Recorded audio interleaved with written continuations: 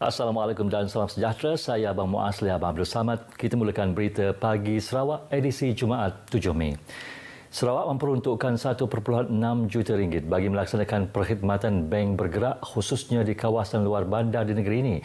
Ketua Menteri Datuk Petinggi Abang Johari Tun Openg memberitahu peruntukan itu merupakan modal permulaan kerajaan Sarawak dalam menyediakan perkhidmatan perbankan di luar bandar, seterusnya memudahkan penduduk memperolehi akses perkhidmatan keuangan yang lebih baik.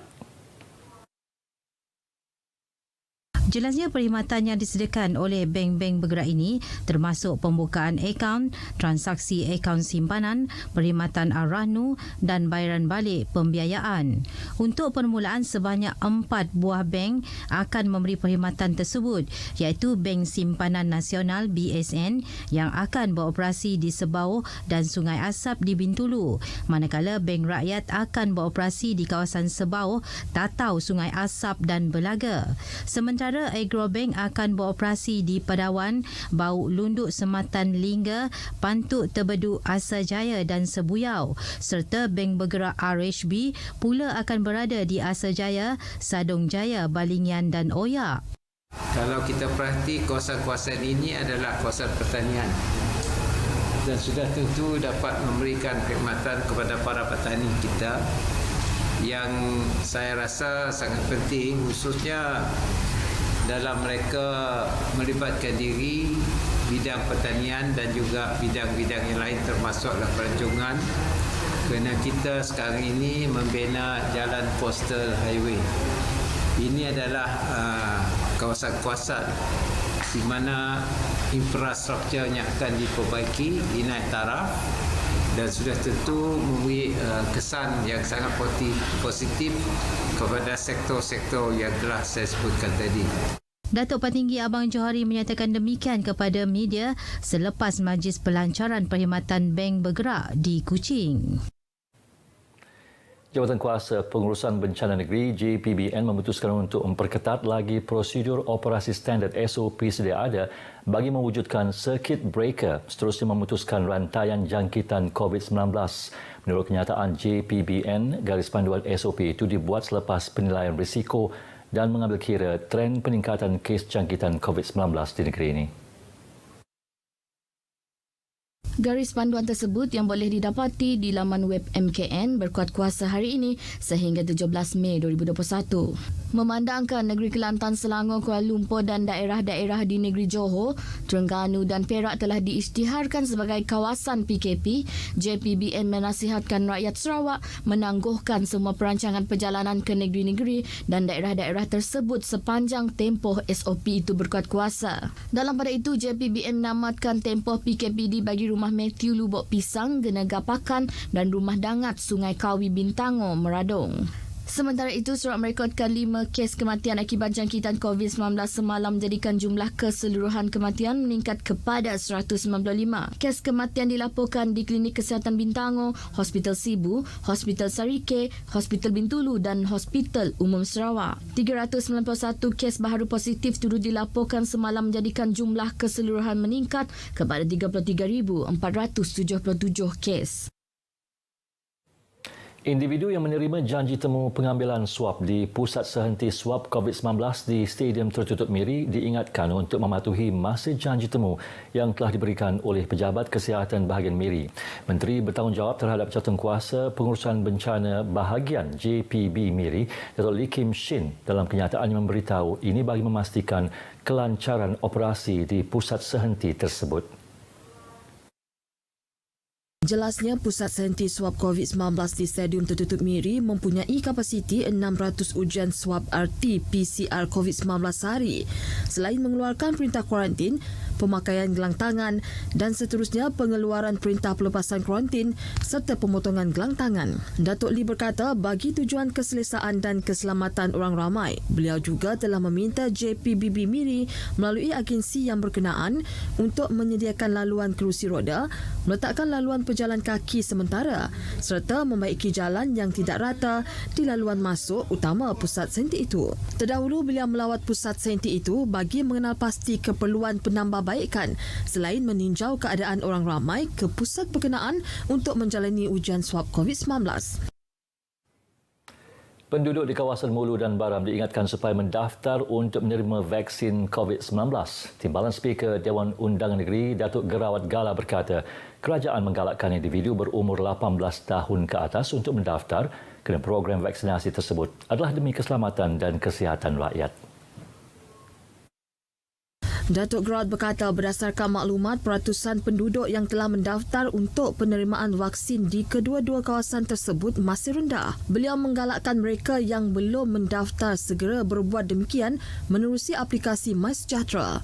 Bagi mereka yang tidak mempunyai aplikasi tersebut, boleh memberikan nama serta maklumat berkaitan yang diperlukan kepada ketua masyarakat, ketua kaum, pejabat daerah atau klinik berdekatan. Datuk Gerawat menyatakan demikian kepada RTM selepas menyerahkan cek sumbangan geran projek kecil luar bandar kepada Kelab Sosial Miri FM di Pusat Hikmat Masyarakat Dun Mulu di Miri.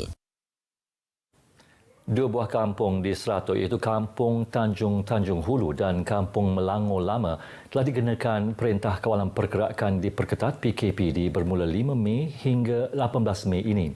Ia susulan terdapat kes positif COVID-19 melibatkan penduduk di dua kampung berkenaan.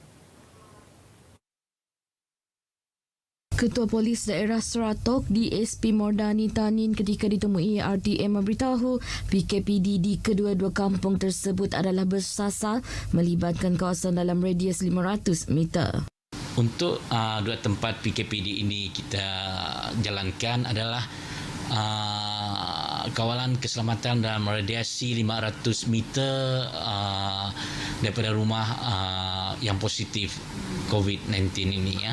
Jadi dia bukan keseluruhan kampung, cuma kita radius dalam 500 meter daripada tempat positif tersebut.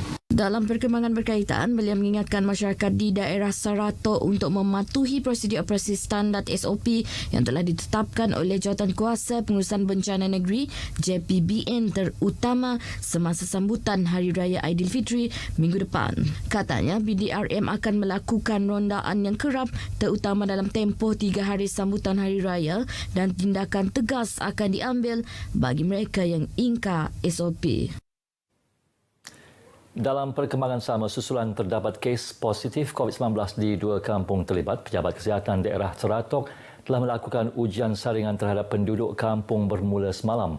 Pegawai Kesihatan Daerah Seratok, Dr. Syafiq Amirul Ibtisham Zulkifli, semasa dihubungi RTM menjelaskan setakat semalam kira-kira 50 penduduk telah menjalani ujian saringan COVID-19. Ujian saringan sedang dan akan dijalankan dalam tempoh beberapa hari ini dan tumpuan awal adalah pengesanan kontak rapat selain penghuni yang tinggal di dalam kawasan radius PKPD. Dalam laporan JPBN pada Rabu lalu, daerah Seratok ketika ini berada dalam status merah setelah merekodkan 125 kes dalam tempoh 14 hari. Sementara itu, tinjauan mendapati suasana pekan Seratok adalah lengang dan kebanyakan premis perniagaan ditutup termasuk Pasar Tamu Seratok. Trend pelancongan bertanggungjawab harus diadaptasi dalam mendepani pandemik global. Menteri Pelancongan, Kesenian dan Kebudayaan Datuk Abdul Karim Rahman Hamzah berkata, dengan kelembapan sektor itu di seluruh dunia, penggiat industri pelancongan tidak mampu beroperasi secara normal. Justru penggiat industri tersebut harus meneroka trend pelancongan bertanggungjawab yang lebih mesra alam. Trend pelancongan tersebut bukan sekadar memberikan pengalaman menarik kepada pengunjung tetapi juga meningkatkan ekonomi penduduk sekitar. Datuk Abdul Karim berucap merasmikan webinar Lembaga Pelancongan Sarawak STB Pelancongan Bertanggungjawab di Pusat Konvensyen Borneo Kuching BCCK Kuching.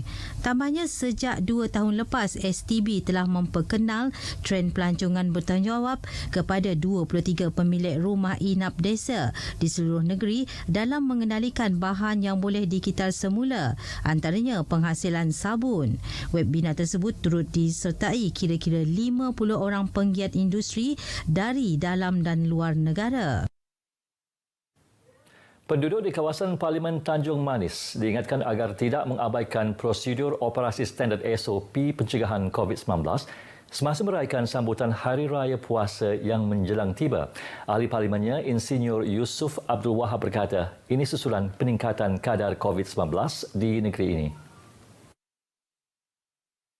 Insinyur Yusof membuat pesanan itu selepas mengagihkan sumbangan kek raya kepada penduduk di 14 buah kampung di Pulau Bruit, Daro. Sebanyak 1,992 biji kek diagihkan kepada Ketua Isi Rumah KIR yang menyambut perayaan tersebut. Mengenai sumbangan ini, Insinyur Yusof berharap ia mampu untuk menyuntik keceriaan di kalangan masyarakat walaupun sambutan agak berbeza selepas penularan wabak COVID-19. Anggota polis di daerah Tatau diingatkan agar terus mengembeling tenaga dan usaha memastikan keselamatan dan keamanan di daerah itu berada pada tahap terbaik seterusnya mencapai misi dan visi yang digariskan Kepimpinan Polis Diraja Malaysia PDRM. Ketua Polis Daerah Tatau DSP Jemris berkata dengan cabaran penularan pandemik COVID-19 ketika ini, ia menuntut komitmen setiap anggota polis ketika menjalankan tugas pada masa sama memastikan prosedur operasi standard SOP dipatuhi. Beliau menyatakan demikian dalam majlis serah terima tugas jawatan Ketua Polis Daerah Tatau di Ibu Pejabat Polis Daerah Tatau IPD Tatau.